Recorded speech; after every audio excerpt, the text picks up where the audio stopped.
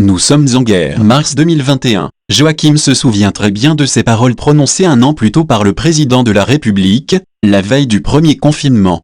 Paroles étranges et décalées. Certes, le virus ennemi invisible, mais l'envahisseur n'a pas d'intention belliqueuse. S'il provoque des morts, c'est malgré lui. En France, on en est à 90 000, un an après le premier confinement.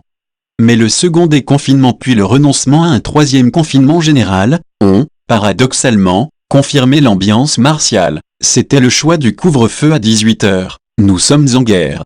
Je trouve ces mots justes. Enfin, il les trouve juste inadaptés à la situation qu'ils étaient censés décrire. En les entendant, ce sont les images de manifestants défigurés qui lui viennent. Les mots sont justes mais ils correspondent à des événements qui se déroulaient une quinzaine de mois auparavant. Ils recouvrent une réalité qui préexistait à la pandémie et qui perdurera ensuite. La guerre, c'est celle de Macron contre le peuple. C'est celle de l'argent contre les gens. Et aujourd'hui, un an plus tard, c'est celle des vaccins qui fait rage. À l'Assemblée, le député Ruffin tonne et gronde contre le gouvernement. Il interpelle le ministre de la Santé. Le vaccin sera un bien public mondial. Cet engagement, c'est Emmanuel Macron qui le prônait il y a près d'un an. L'Union européenne l'a prouvé. Le vaccin doit être un bien public mondial. Mais maintenant qu'on l'a, maintenant qu'il est là, rien. Le président de l'Organisation mondiale de la santé supplie de renoncer à la propriété intellectuelle sur les brevets pour augmenter la production, pour se débarrasser de ce virus dès que possible. Qu'a décidé l'Organisation mondiale du commerce? Que le vaccin resterait la propriété privée des labos. Ma question est donc simple, quelle position a défendu la France? La vérité, c'est que vous êtes les relais de cette industrie avant la vie. La vérité, c'est que demain, les morts du Covid chez nous, mais aussi dans les pays du Sud, les milliers de morts du Covid, alors que le vaccin existe, ces milliers de morts, ce seront en partie les vôtres, en partie les nôtres, parce que la France n'aura pas élevé sa voix, parce que la France n'aura pas dit non, parce que la France, votre France, notre France, n'aura pas fait passer les gens avant l'argent.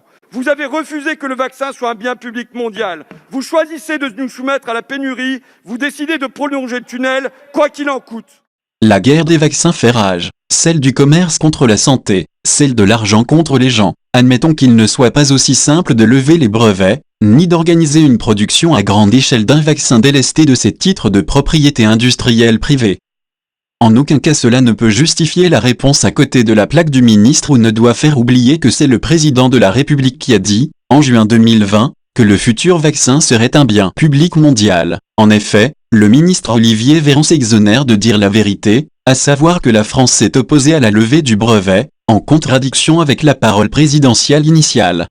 Il préfère s'énerver contre François Ruffin, et le prendre de haut, en rappelant que personne n'a attendu ses bons conseils pour introduire des clauses, dans les contrats avec les laboratoires, afin d'organiser la distribution charitable de doses, au bénéfice des pays n'ayant pas les moyens de se les payer.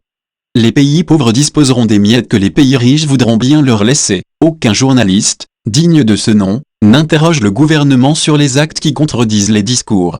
Enfin si, il y a François Ruffin, qui est journaliste, même s'il s'exprime en tant que parlementaire. Pendant ce temps, ses confrères se contentent de relayer le clash, sans creuser le sujet. Il y a longtemps que l'investigation a laissé la place à l'investissement dans la diversion. Les plus honnêtes ont aussi baissé les bras, ne prenant plus la peine de dénoncer les atteintes multiples et répétées à la valeur de la parole publique. Tout le monde a plus ou moins intégré que celle-ci ne valait pratiquement plus rien, contrairement aux produits pharmaceutiques qui riment avec fric. Pour Joachim, les libéralistes dictent encore leurs lois. Libéraliste, ce terme devrait s'imposer, et supplanter celui des libéraux, pour désigner les tenants de cette idéologie qu'est le libéralisme. Est-ce ce qu'on dit d'un adepte du communisme, siégeant dans une assemblée démocratique, qu'il est un élu commun, que le leader français du socialisme, François Mitterrand, était un chef social? Et donc, la mise sur le marché de plusieurs vaccins, quasiment en même temps, a-t-elle fait baisser leur prix? Ce serait oublier les privilèges d'un marché oligopolistique, qui colle si bien à l'oligarchie qui nous gouverne. La guerre entre les vaccins fait rage. Au cœur de la pandémie, ce désastre qui en sauvage. Dans un monde perdu, livré aux prédateurs, les pauvres auront les miettes.